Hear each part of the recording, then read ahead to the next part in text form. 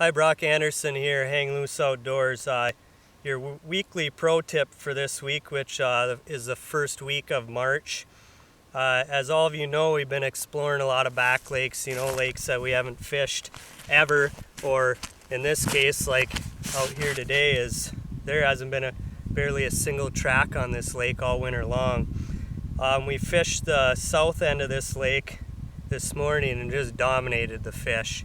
They're in that 20-foot range, 15 feet down. And we moved up to the north end, which has like a 30-foot hole.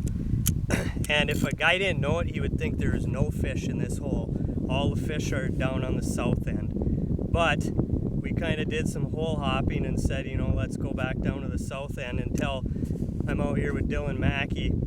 Until Dylan realized, a couple flickers up that 4 or 5 foot area on his graph, and so we kind of just started fishing 400 or 500 feet underneath the ice, and pow, we smacked some giant slabs like 14 inchers. It's just a tip that these lakes lose a lot of oxygen in March throughout the winter. I mean, just kind of pay attention to that. You can hole hop and put your transducer in this hole, go to the next, go to the next, go to the next. There's no fish there, but pay attention to that area right underneath the ice, because there's been a number of lakes that I do this same thing in, and Dylan was kind of surprised, oh my god, I've never caught fish right underneath the ice. Well, I have, but it's not something you kind of look for at every lake you fish.